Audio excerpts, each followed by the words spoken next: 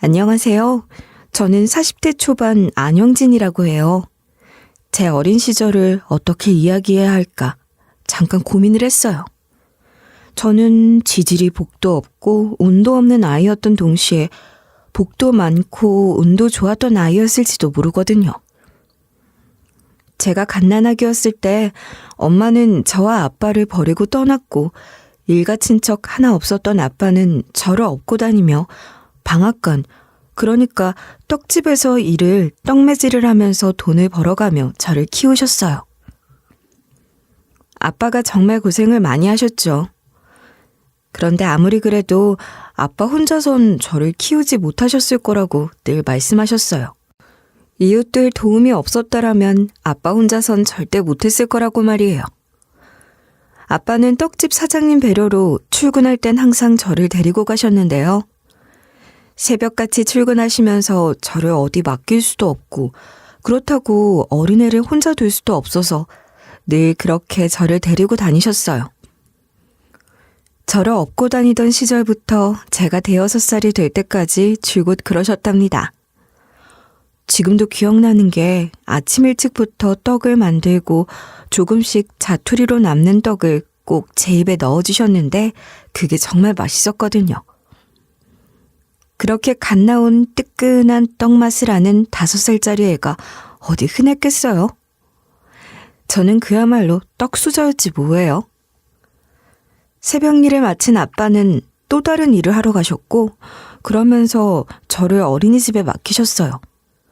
말이 어린이집이지 동네 아주머니가 싼 값에 저처럼 봐줄 사람 없는 동네 아이들을 모아놓고 봐주셨던 거예요.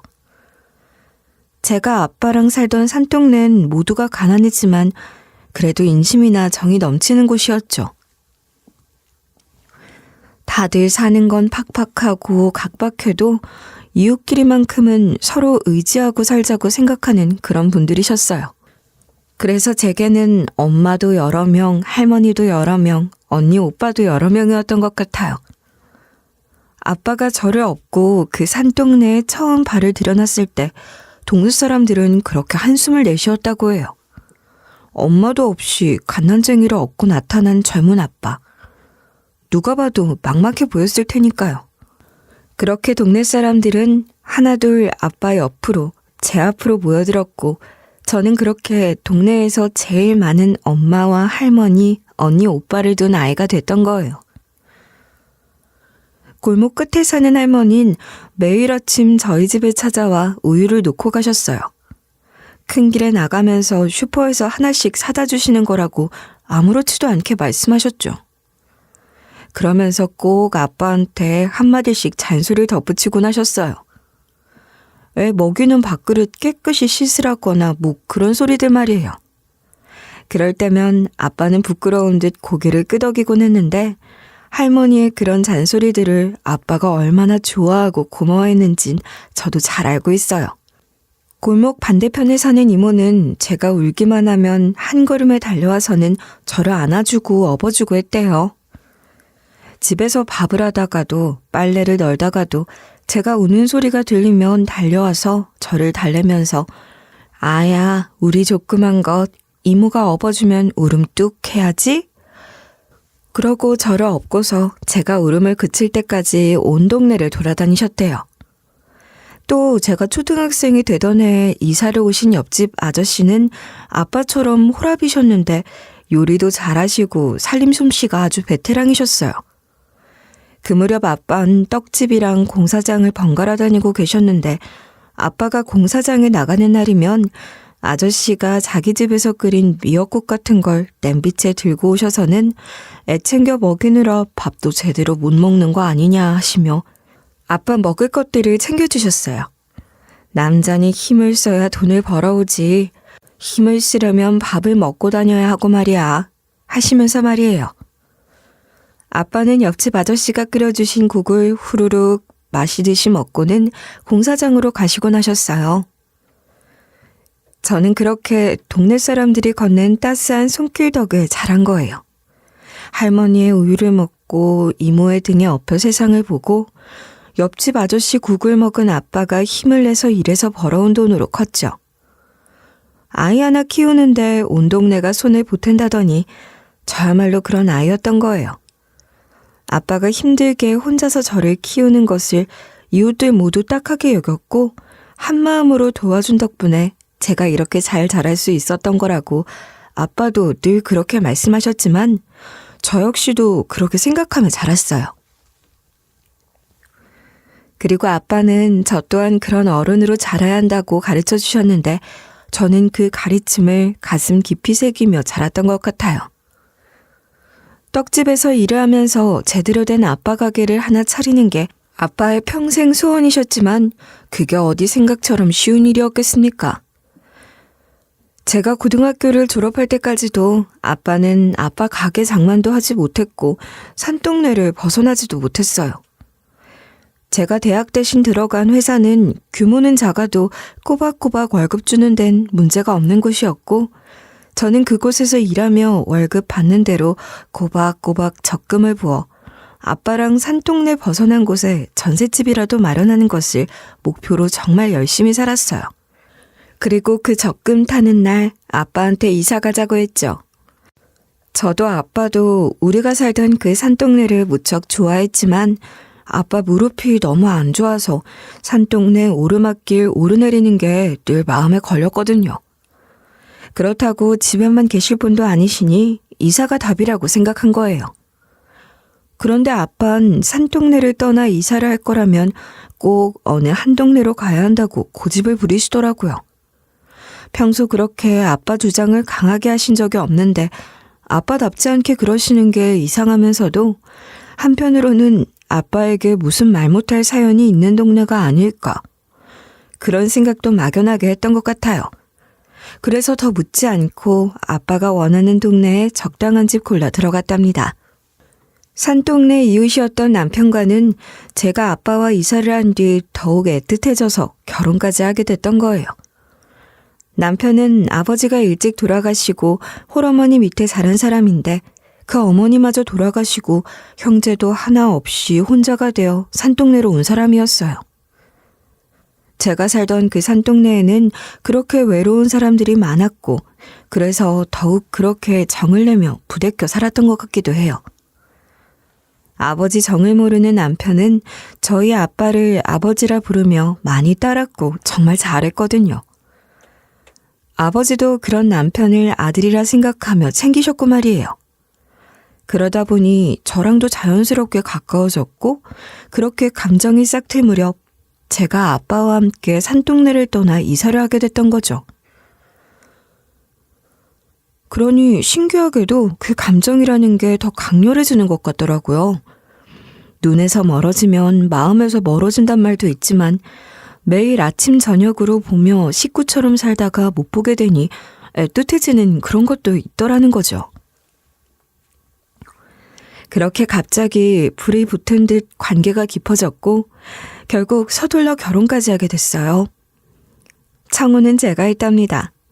남편은 제게 미안한 마음으로라도 청혼할 생각을 못할 테니까 그냥 제가 했어요. 그리고 아빠와 제가 살고 있는 집에서 같이 살자고 했죠.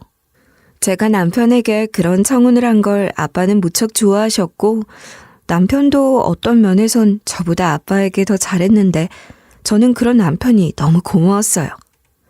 저희 가족은 그렇게 정말 행복한 가족이 된 것 같았어요. 남편은 원래 아빠처럼 공사장을 돌며 일하는 일용직 일을 하던 사람이었어요. 그런데 결혼 후 아빠가 남편에게 기술을 배울 것을 권유하셨죠. 정서방, 너 굴삭기 면허 한번 따보면 어떨 것 같아? 굴삭기요? 갑자기 왜? 내가 공사장에서 한창 일을 많이 할 때 말이야. 그때 그 굴삭기 기사들이 그렇게 부럽더라고. 기술이 있는 사람들이니까 돈도 우리보다 훨씬 많이 받고 또 그게 그렇게 편해 보일 수가 없는 거야.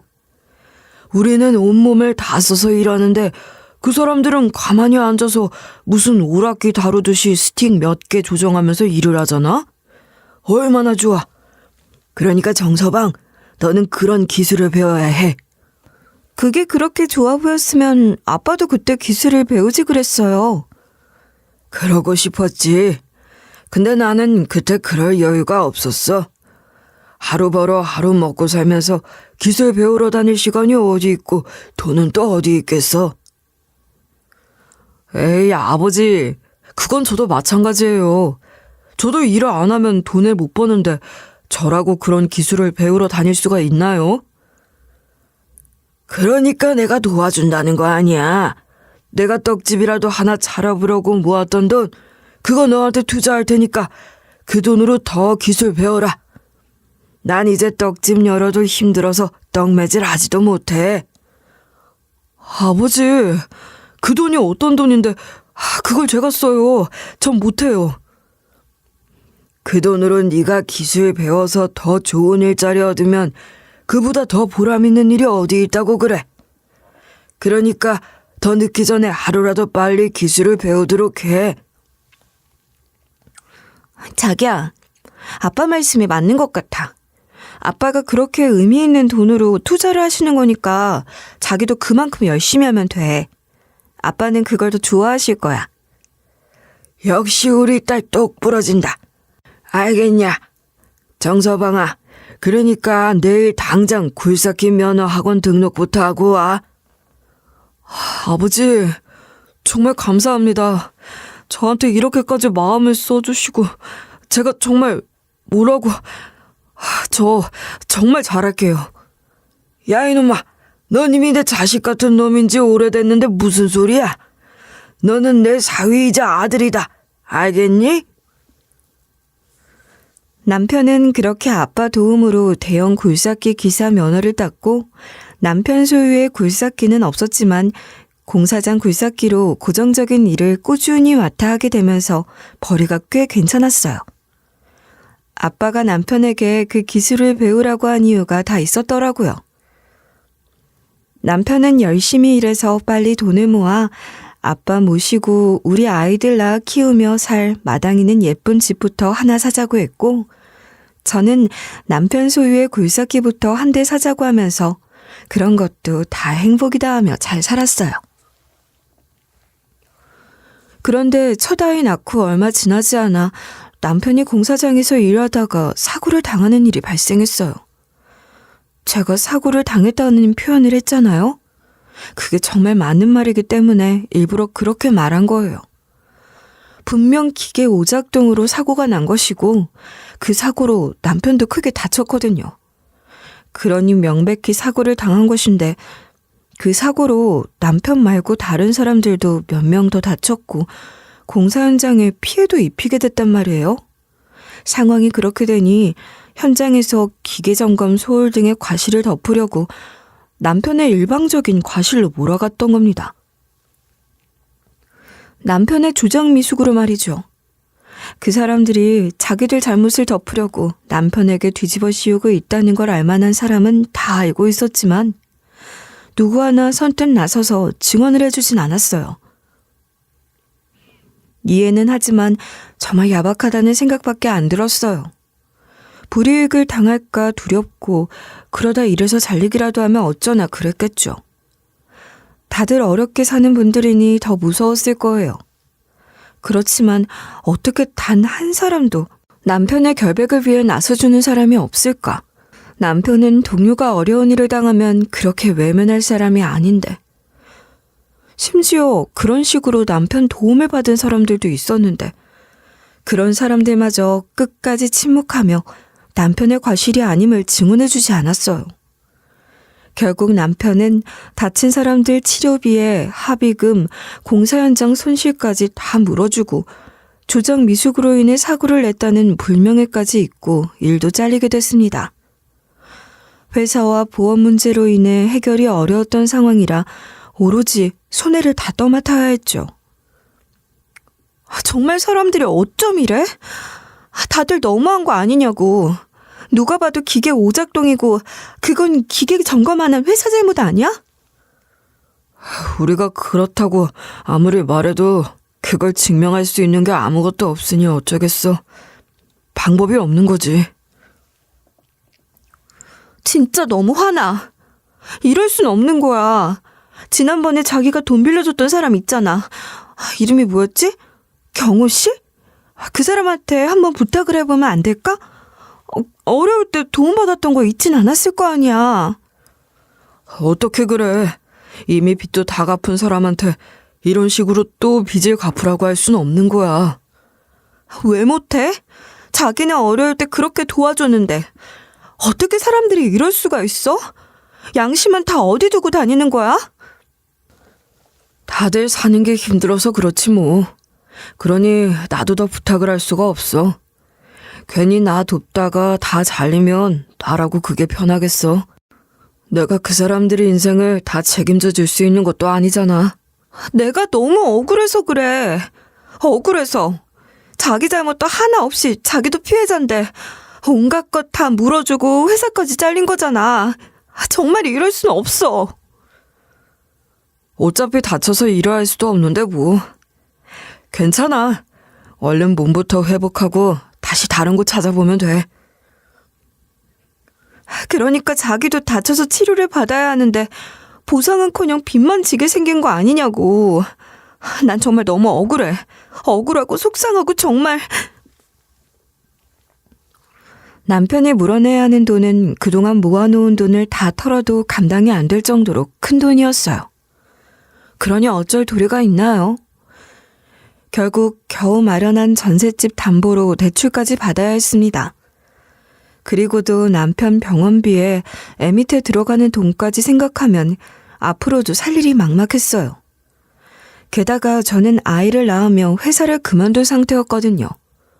아니, 정확하게 말하자면 저는 아이 낳고 다시 복직하고 싶었지만 회사에서 받아주지 않은 거였어요. 억울하기도 하고 약이 오르기도 했지만 제가 다니던 작은 회사는 출산휴가나 육아휴직에 대한 보장 같은 것을 기대하기 어려운 곳이었으니 별 수 없었죠.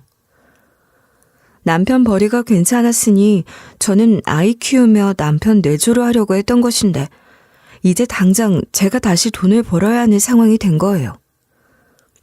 그런데 제가 할 수 있는 일이라는 게 참 없더군요.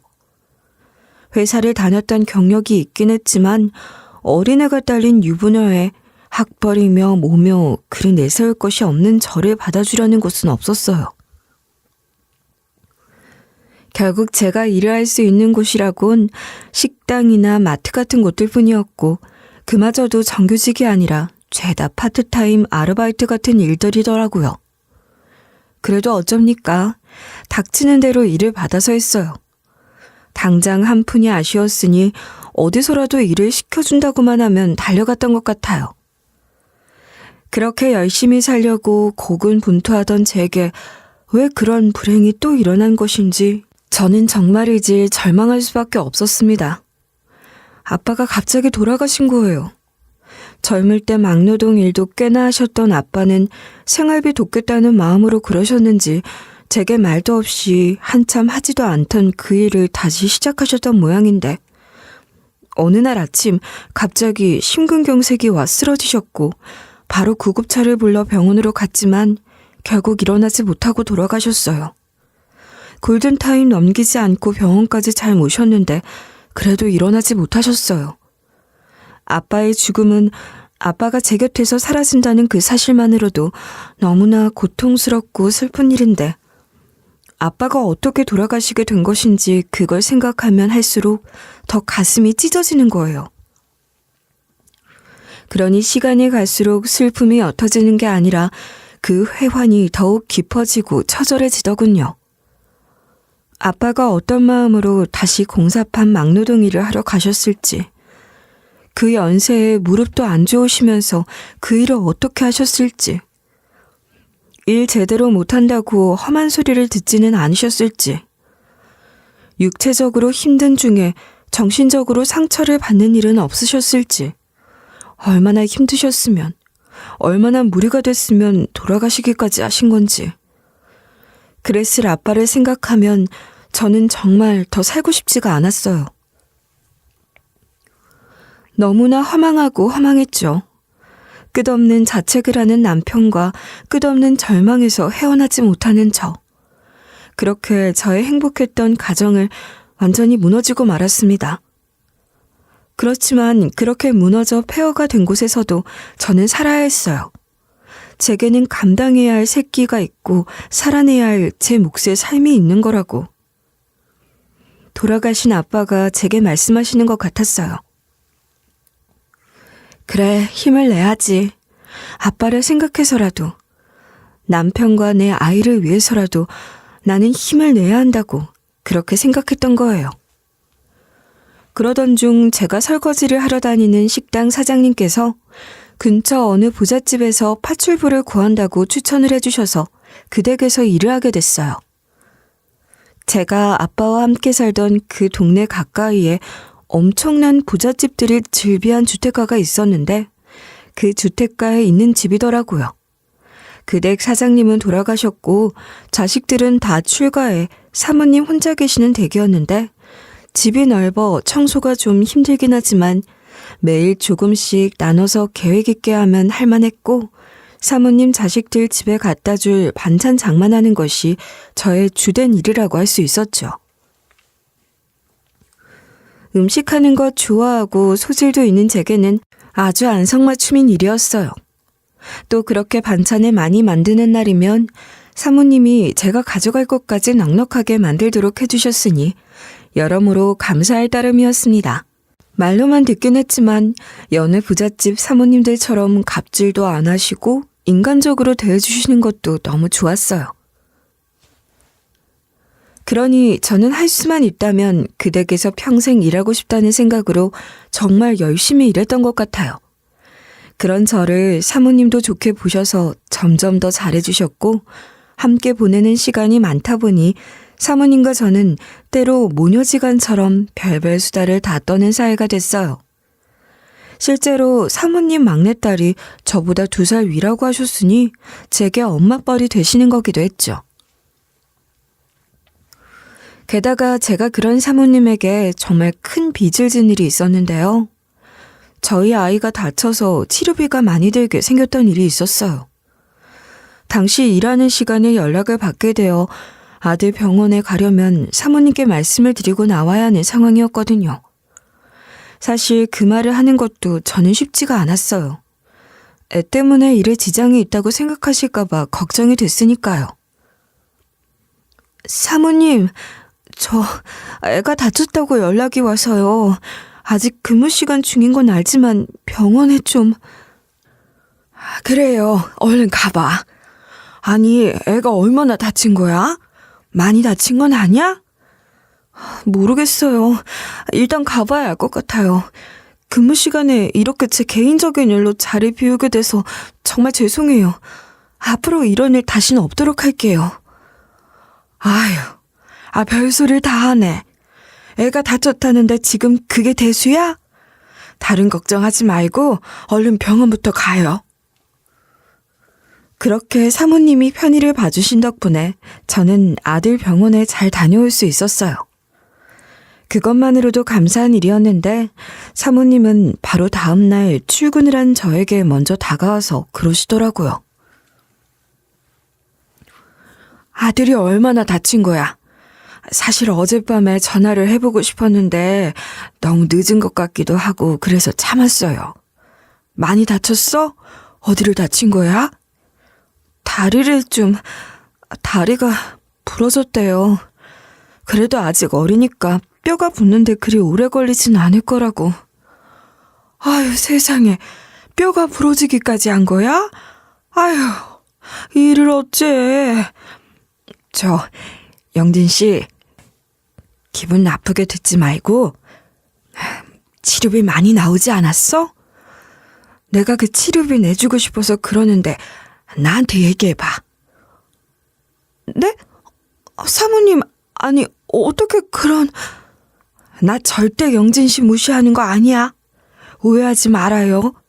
병원비가 한두 푼은 아닐 텐데 갑자기 그렇게 큰 지출을 하게 되면 힘들 것 같아서. 영진 씨가 마음이 편해야 우리 집 일도 잘 봐줄 거 아니야. 그래서 그러는 거니까 부담 갖지 말고 오해도 하지 말고 받아주면 좋겠어. 사모님, 오해라뇨. 제가 염치가 없어서 그러죠. 저한테 잘해주시는 것만으로도 늘 감사한데 세상에 이런 생각까지 다 해주시고 사모님, 정말 감사합니다. 사실 저 수술비 내는 게 막막했거든요. 정 안 되면 사모님께 가부를 말씀드려야 하나 그런 생각도 했어요. 아유, 그런 고민하느라 잠도 제대로 못 잤지? 얼굴이 거칠해. 괜찮아요. 병원비 해결됐다는 생각을 하니까 마음이 탁 놓이는 게 뭐든지 할 수 있을 것 같은데요. 오늘 대청소라도 할까 봐요. 대청소 무슨? 청소한 지 얼마나 됐다고 그래? 청소는 됐고 오늘 특별히 할 일도 없으니까 일찍 가서 애도 살피고 영진 씨도 한숨 자. 지금은 누가 봐도 영진 씨 잠이 필요한 사람 같아. 아니에요. 어제도 근무 시간에 병원 가느라 일도 제대로 못했는데 오늘까지 그럴 수는 없죠. 오늘은 어제 못한 것까지 더 열심히 해놓고 갈 겁니다.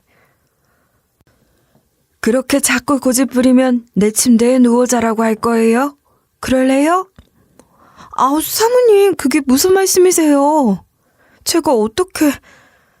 그러니까 그게 싫으면 영진 씨 집에 가서 편하게 좀 쉬란 말이야. 그리고 내일 아주 쌩쌩해져서 와. 그럼 돼. 사모님은 그렇게 저를 단순히 부리는 사람으로 생각하시는 게 아니라 가족처럼 대해주셨어요. 사모님의 마음 씀씀이에 감동하지 않을 수가 없었죠. 그 이후 저 역시 사모님을 더욱 각별하게 생각하게 됐답니다. 그런 사모님 건강에 이상이 생긴 건 그로부터 몇 달이 지난 후였어요. 사모님이 원래 만성 신부전으로 고생을 하셨는데 그게 더 심해져서 이제는 이식 외에는 방법이 없다고 하나 보더라고요. 사모님이랑 사모님 자식들이 함께 집에 와서 하는 얘기를 대충 들어서 알게 된 것들이었어요. 그런데 정말 기가 막히는 건 아들이고 딸이고 간에 둘 다 자기 엄마한테 이식을 하겠다고 나서질 않는 겁니다. 아들은 회사 운영이 바빠 늘 분단위 스케줄로 움직이며 사는 거 알지 않냐고, 한시도 자리를 비울 수 없는데 그런 수술을 어떻게 받냐 하고, 딸은 자기도 얼마 닮아 신장이 안 좋은데 엄마한테 이식을 해주고 나면 자기는 불안해서 어떻게 사냐 하더라고요. 정말 기가 막혔어요. 아니, 사모님 자식들이 내놓는 변명을 여러분은 이해하실 수 있으시겠어요? 저는요, 저희 아빠가 다시 살아 돌아오실 수만 있다고 하면 제 몸에서 떼어드릴 수 있는 건 다 떼어드리고 싶은 심정인데, 사모님 자식들은 그깟 신장 하나 떼어내는 걸 아주 기겁을 하며 발뺌을 하려는 거잖아요. 기가 차고 어이없고 또 화가 났어요. 어떻게 자식이란 사람들이 저럴 수 있나 싶더라고요. 친자식이 아닌 건 아닌지 그런 생각마저 들었어요. 아니, 친자식이 아니더라도 그렇지. 어쨌거나 키워주신 어머니인데 어떻게 저럴까 싶었습니다. 보다 못해 제가 사모님께 제 신장 떼어드리겠다고 걱정 마시라고 나섰지 뭐예요. 그랬더니 펄쩍 뛰시는 사모님도 사모님이지만 그 자식들이 아주 저를 의심 가득한 눈초리로 경계하는 게 빤히 보이더라고요. 사모님은 절대 그럴 수 없다고 하시면서 그런 말 하지 말라고 눈물까지 보이셨는데 그 자식들은 가타부타 말을 아끼며 그저 저를 이리저리 살펴보기만 하는 거예요. 사모님 자식들이 하는 짓도 하도 어이가 없고 화가 나서 제가 나선 일이긴 하지만 그렇다고 일시적 감정으로 충동적으로 나섰던 건 아니에요. 저는 진심으로 사모님께 제 신장을 떼어드리고 싶었어요. 제가 사모님께 받은 게 얼만데요. 돈으로 따지자는 게 아니라 저를 가족처럼 대해주신 분이잖아요. 그런 분께 제 신장 하나 못 떼어드리겠어요? 드릴 수만 있다면, 할 수만 있다면 얼마든지 기꺼이 드릴 수 있다고 생각했어요. 사모님 자식들은 끝까지 이렇다 저렇다 말을 안 하더니 시간이 늦었으니 내일 다시 오겠다 하며 나가더라고요. 그런데 쓰레기 버리러 나갔다가 사모님 아들, 딸이 마당에서 자기들끼리 하는 이야기를 우연히 듣게 된 거예요. 저 가정부 대체 뭐야? 엄마 집에서 일한 지 얼마나 됐지? 그렇게 오래된 것도 아니지 않아? 근데 왜 저래? 왜 저렇게 오버하고 난리야? 그러니까 말이야. 그런다고 뭐 우리 엄마가 한몫 툭 떼어줄 줄 아나? 진짜 어이없어. 그런데 말이야. 어쨌거나 신장을 주겠다고 하니까 검사해보고 이식수술 가능하다고 하면 신장 받고 보상금이나 적당히 찔러주면 되는 거 아니야? 그지? 오빠도 그렇게 생각했어? 사실 나도 그런 생각이 들긴 들더라. 어차피 오빠나 나나 그런 수술을 할 순 없고 그런 공여자를 찾아야 하는 건데 저렇게 자발적으로 나서주는 거면 괜찮지 않아? 문제는 저 여자의 저희가 뭐냐 하는 건데 말이야. 진짜 무슨 생각으로 저러는 거지? 그러게는 말이야. 그래도 아버지가 아니고 엄마인 게 얼마나 다행이야. 저런 식으로 들러붙는 꽃뱀들도 있잖아. 그렇지. 천만 다행이야. 아버지였어 봐. 그 신장 받겠냐는 소리 하지도 못할 것 같아. 식모살이 하는 여자랑 살림이라도 차린다고 하면 아우 생각만 해도 끔찍하다. 왜 아니야? 그래도 엄만 여자니까 그럴 걱정은 없고 저이고 뭐고 그런 게 있다고 해봤자 결국은 돈 아니겠어? 그냥 돈 찔러주는 걸로 해결하면 되니까 신장 그거 받겠다고 하지 뭐. 어때?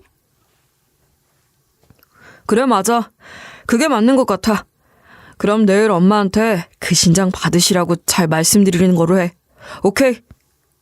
그 자식이라고도 할 수도 없는 것들이 하고 있는 얘기를 듣고 있자니 참 너무나도 씁쓸했어요. 사모님을 저렇게밖에 생각하지 않는구나 하는 마음에서 오는 씁쓸함도 있었고요. 아무리 식모살이 하는 사람이라지만 저를 참 함부로 생각하는구나 싶어서 그런 마음에서 오는 씁쓸함도 있었어요. 그리고 무엇보다도 제가 사모님을 생각하는 마음이 왜곡되는 것 같아서 화가 났습니다. 하긴 사모님 자식들은 제가 사모님을 얼마나 존경하는지 모를 거예요. 어쩌면 사모님마저도 그런 제 마음을 제대로 모르고 계실 수도 있다 싶어요. 사모님이 저를 도와주셨을 때 사모님은 어쩌면 그저 가벼운 마음으로 도와주신 걸지도 모르죠.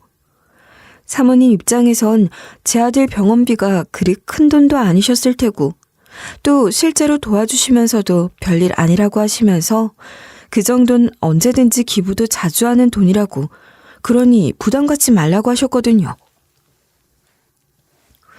물론 제가 너무 부담을 가질까봐 배려하느라고 편하게 생각하라고 그러셨을 수도 있지만 한편으로는 그 돈이 그 마음이 사모님께는 그리 큰 돈이나 큰 마음이 아니었을 수도 있을 것 같아요. 그렇지만 그걸 받는 제 입장에선 완전히 다른 이야기였죠. 사모님이 어떤 마음으로 저를 도와주셨거나 간에 그때 저는 사모님께 정말 큰 은혜를 입었다고 생각했어요. 그건 정말 쉽게 생각할 수 없는 것이었고 언젠간 반드시 그 은혜를 갚겠다고 다짐했었거든요. 제가 사모님께 그런 마음이었다는 걸 사모님 자식들은 물론이고 사모님마저도 모르고 계실 수도 있지만 그것과 상관없이 저는 제 마음을 표현하고 싶었고 그렇게 해야 한다고 생각했어요. 다음날 사모님 자식들은 입을 맞췄던 대로 사모님께 제 제안을 받아들이시라고 설득을 하기 시작했어요. 아휴, 제게도 그 시커먼 속이 다 들여다보였는데 사모님이라고 그런 걸 모르셨을까요? 한밤중에 마당에서 남매간에 속닥거리는 걸 못 들었다고 하더라도 사모님 자식들의 태도는 그 사람들의 속내를 충분히 짐작해 하는 것들이었으니 모르긴 몰라도 사모님도 자식들이 어떤 생각을 하는지 다 알고 계셨을 것 같아요. 얼마나 씁쓸하셨을까요? 그렇게 사모님과 저는 공여자 적합 검사를 받게 됐죠. 이렇게 부잣집 사모님인데도 참 쓸쓸하고 외로우시겠구나.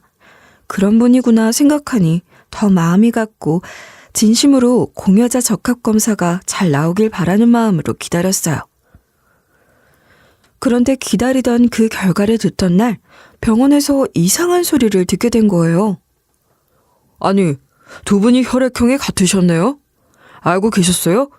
쉽게 볼 수 없는 희귀 혈액형인데 이게 우연이면 정말 놀라운 거예요. 어머, 그런가요? 몰랐어요. 저 살면서 저랑 같은 혈액형 한 번도 만난 적이 없거든요. 근데 사모님이랑 제가 혈액형이 같다니, 진짜 신기해요. 세상에, 정말 혈액형이 같았어? 일부러 찾으려고 해도 찾기 어려운데 어떻게 이런 일이. 영진 씨랑 내가 정말 인연은 인연인가 봐. 그러니까 말이에요. 선생님, 혈액형이 똑같으면 이식에도 유리한 거 아닌가요? 제 신장을 드릴 수 있다고 나온 거죠. 아니, 잠시만요. 혈액형이 문제가 아니라 이거 적합도가 친족관계 수준으로 높게 나왔는데요? 아니, 두 분 정말 아무 사이도 아닌 거 맞으세요? 네? 정말요? 그러니까 적합도가 좋게 나왔단 말씀이시죠? 제 신장을 드릴 수 있다고 말이에요. 아니, 정말 그렇게 높게 나왔어요? 친족관계 수준이요? 네, 혈연관계가 아닌 경우에 이렇게까지 적합도가 높게 나오는 일은 아주 드물어요. 아니, 거의 없다고 보셔도 될 정도인데, 희한하네. 저는 의사가 하는 말을 처음엔 대수롭지 않게 여겼어요.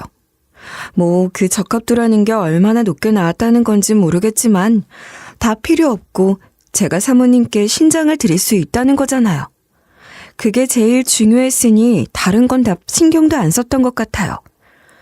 그런데 의사뿐만 아니라 간호사들까지도 계속 신기하다 어쩐다 그런 이야기라니 어쩐지 이상한 생각이 들기는 하더라고요. 사실 혈액형이 같다는 것도 엄청 신기하긴 했어요. 평소에 혈액형을 들추는 이야기를 할 일이 없었으니 전혀 모르고 있었던 건데 사모님과 제가 혈액형이 같다니. 희귀혈액형 중에서도 진짜 흔하지 않은 혈액형을 가진 저로선 그것도 생각할수록 신기했거든요. 사모님도 저랑 비슷한 생각을 하셨던 것 같아요. 그래서 이렇게 궁금해하고 찜찜해할 바에는 확실한 게 좋지 않겠냐 하시면서 DNA 검사를 해보자고 하시더라고요. 저도 힘든 일도 아니고 궁금하긴 했으니까 그렇게 하자고 해서 검사를 했는데 세상에, 검사 결과 사모님과 저는 목의 삼촌 관계라는 결과를 받게 됐습니다. 목의 삼촌 관계, 그러니까 사모님과 제가 이모 조카 사이란 거죠. 저로선 도저히 이해도 안 되는 그 결과를 확인하고 나자 사모님은 그 자리에서 오열을 하며 제게 엄마의 이름을 물어보시더라고요. 그런데 저는 엄마 이름도 얼굴도 모르거든요.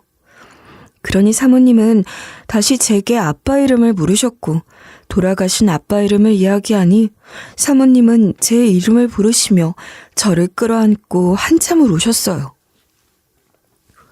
어찌나 서럽게 우시던지 사모님이 우는 그 소리만 들어도 제 마음이 다 긁히는 것 같더라고요.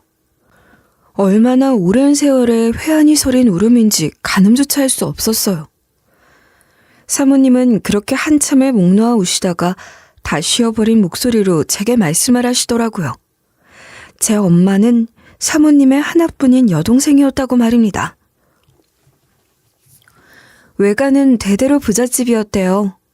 그런 집에서 태어나서 자란 엄마가 보잘것없는 고아였던 아빠와 사랑에 빠졌으니 어땠겠어요. 그땐 정말 우리 아버지가 얼마나 무섭게 화를 내시던지 난 잘못한 것도 없이 아버지가 무서워서 집 밖에 나가지도 못했어. 외할아버지가 그렇게 엄한 분이셨어요? 글쎄, 평범하신 분은 아니셨어. 물려받은 재산을 더 엄청나게 불리셨던 사업가시기도 하셨고 모든 면에서 나는 우리 아버지가 비범한 사람이라고 생각했거든. 그렇지만 아버지가 그렇게 화를 내시는 건 본 적이 없어. 엄마가 아빠를 사랑한 게 그렇게까지 화를 내실 일이었던 건가요? 아빠는 정말 좋은 분이셨어요. 누구보다 따뜻한 분이셨다고요. 그러니 네 엄마도 그런 네 아빠한테 빠졌지 않겠니? 그렇지만 우리 아버지한텐 통하지 않았어. 아버지가 네 엄마한테 거는 기대가 무척 크셨거든. 난 성적도 그냥저냥 그랬는데 네 엄마는 공부를 무척 잘했지. 아빠는 네 엄마를 유학까지 보내 후계자로 삼을 생각을 하셨단 말이야. 그러니 더 용납이 안 되셨던 것 같아. 결국 엄마는 외할아버지의 반대를 꺾지 못하고 외할아버지로부터 멀리 도망가는 방법을 선택하셨다고 해요. 아빠랑 멀리 도망가서 살림을 차리고 살았던 거죠. 외가에선 그런 엄마를 찾으려고 백방으로 전국을 샅샅이 뒤지며 찾았는데 결국은 찾지 못했대요. 그러던 어느 날 엄마가 아빠와 함께 도망치듯 집을 나간 지 2년 반, 3년이 채 되지 않았을 때 엄마 혼자 갑자기 외가에 나타났다는 거예요. 엄마는 돈이 필요하다며 외할아버지께 부탁을 했는데 외할아버진 그런 엄마를 도와주시는 게 아니라 그대로 잡아다 유학을 보내버릴 생각을 하셨다는 겁니다. 그 길로 그냥 강제로 미국으로 보내버리려고 하셨어. 비행기표 끊는 데는 몇 번도 걸리지 않더라. 네 엄마가 짐승처럼 울부짖으며 절대로 갈 수 없다고 했지만 우리 아버진 막무가내셨어. 어떻게 그렇게... 정말 너무하네요. 아무리 부모여도 다 큰 자식한테 그러실 수는 없는 거 아니에요? 그럴 권리는 없으신 거죠. 맞아. 네 말이 맞아. 네 엄마 불쌍하고 안쓰러워서 차마 쳐다볼 수가 없더라. 우리 엄마까지 나서서 아버지를 말려보려고 하셨는데 아버지는 절대 봐주지 않으셨고 바로 공항으로 가는 차에 네 엄마를 태워 보내셨어. 엄마는 그렇게 미국에 가신 건가요? 지금도 미국에 살고 계세요? 그게 네 엄만 미국에 가지 않았어. 공항으로 가던 차에서 도망가려고 하다가 교통사고를 당해서 그 자리에서 사망했거든. 엄마가 그렇게 돌아가신 거군요. 아빠는 엄마가 어딜 간지도 몰랐던 것 같아요. 하염없이 기다리다 아무리 기다려도 엄마가 돌아오지 않았으니 엄마가 아빠 날 버리고 떠났다고 생각하셨거든요. 정말 뭐라고 말을 해야 할지 모르겠다. 나는 네 엄마가 아이를 낳았다는 것도 몰랐어. 그러니까 네가 있다는 것도 몰랐던 거야. 우린 그렇게 엄마한테 버려졌던 상처를 평생 안고 살았어요. 엄마가 돌아가셨을 때 어떻게든 아빠에게 알려줄 생각은 못 하셨어요? 미안하다. 그땐 나도 어렸고 아버지가 무서워서 아무 말도 할 수가 없었어. 우리 부모님은 네가 태어났다는 걸 알지도 못했을 뿐더러 너희 아빠한테 그런 사실을 알려야 한다는 생각도 안 하셨을 거야. 알릴 방법도 없었을 테고. 아빠는 엄마가 돌아가신 줄도 모르고 엄마가 가난이 힘들어 친정으로 돌아갔다고 생각했을 거예요. 그래서 저를 데리고 다시 서울로 돌아오셨던 것 같아요. 그랬구나. 그럼 서울에서 쭉 자랐니? 네. 지금 사모님이 사시는 집이 외가였다고 하셨죠. 아빠가 이 동네 근처로 꼭 이사를 가자고 하셨던 것도 다 엄마 때문이었던 거예요. 이제 알겠어요. 이 동네가 아빠한테 어떤 의미인지 늘 궁금했거든요. 뭔가 사연이 있는 것 같았는지 여쭤볼 수가 없었어요. 그랬어? 네 아빠가 이 근처에서 살고 싶다고 했었니? 네. 아마 저모르게 이사하기 전부터도 외가가 있던 동네에 자주 가셨을 것 같아요. 그리고 이사를 할 수 있게 됐을 때 굳이 외가와 가까운 곳으로 가자고 하셨던 것도요. 아빤 엄마가 돌아가신 걸 몰랐으니까 어쩌면 그러다 우연으로라도 엄마와 마주칠 수 있지 않을까 그런 기대를 하셨을지도 모르겠어요. 아마 그러셨을 것 같아요. 뭐라고 말을 해야 할지 모르겠다. 너희 엄마랑 아빠의 그 사랑이 정말 대단하고 또 너무 슬퍼서 무슨 말을 해야 할지 모르겠어. 정말 슬픈 일이에요. 엄마도 너무 불쌍하고 엄마 마음도 모르고 평생 상처받은 마음을 안고 살았던 아빠도 너무 안 됐어요. 제 생각에 엄마가 외가에 도움을 청하러 갔던 건 제 병원비 때문이었던 것 같아요. 아빠한테 들은 적이 있는데 엄마가 갑자기 사라졌을 때 제가 많이 아팠다고 했거든요. 제 병원비가 없어서 엄마는 아빠 몰래 외가에 가서 도움을 받으려고 했던 게 아닐까. 저는 그렇게 생각해요. 이모의 말에 의하면 엄마가 외가에 나타나서 돈 부탁을 했다고 했으니까요.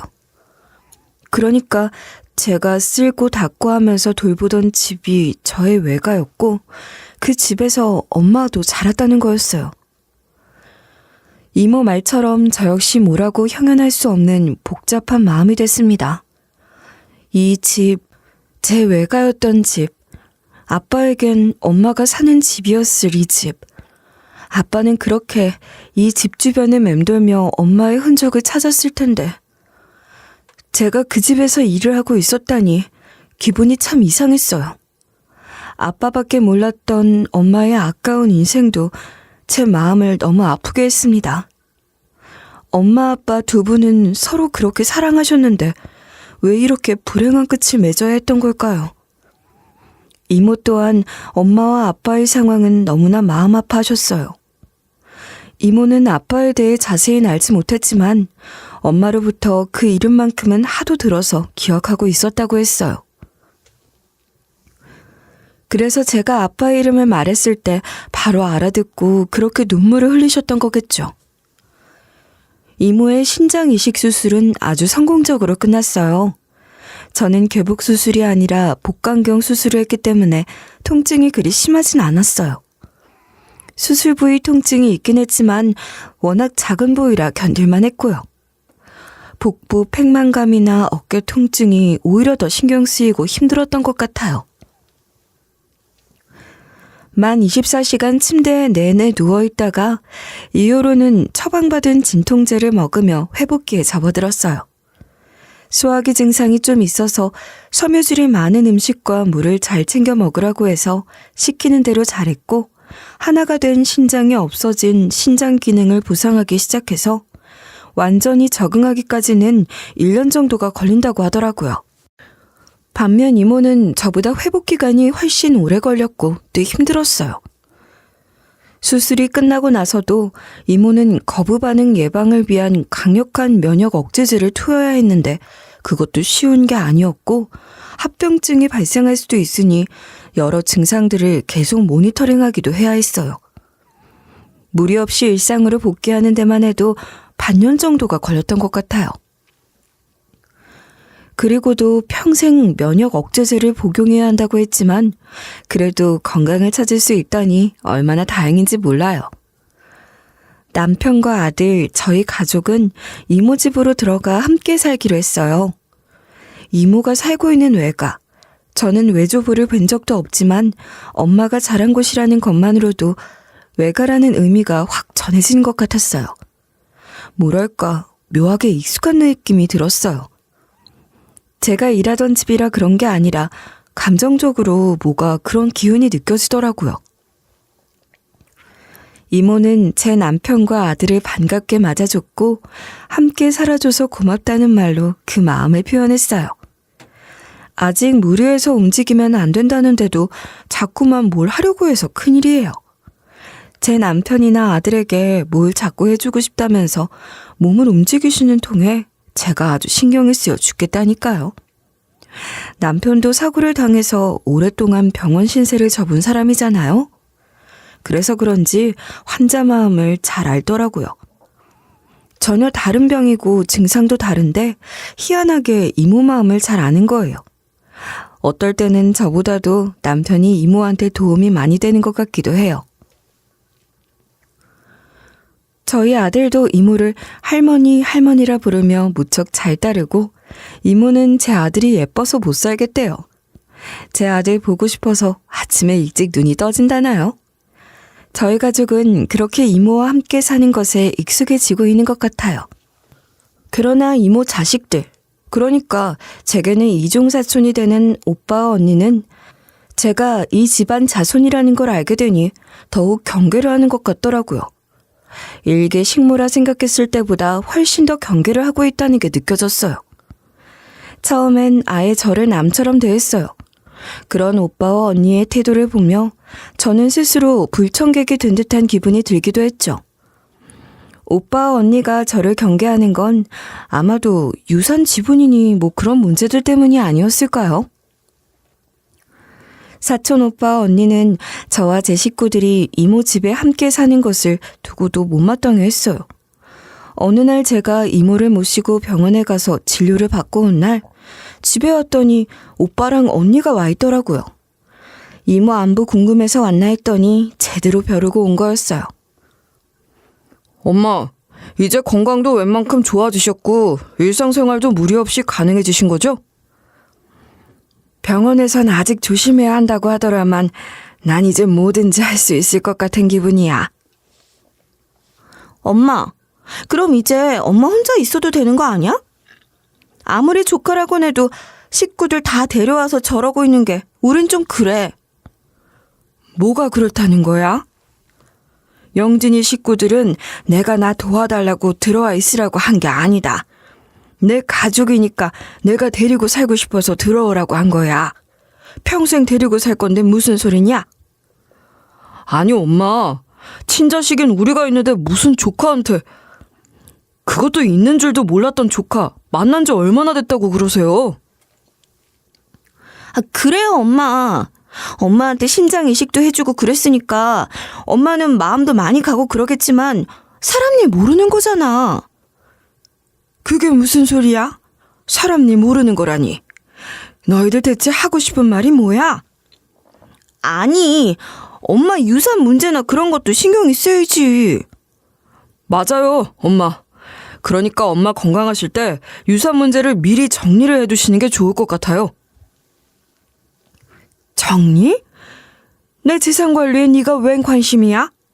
아, 엄마, 그런 뜻이 아니라, 아니, 엄연히 내가 상속자고 그러니까 대비를 해둬야죠. 너무 감정적으로 받아들이지 마시고. 그래서 너희들은 내가 내 재산을 어떻게 정리하면 좋겠다는 거야? 그거야 당연히 법이 정해준 틀 안에서. 그러니까 조카랑 친자식이랑은 다른 거잖아요.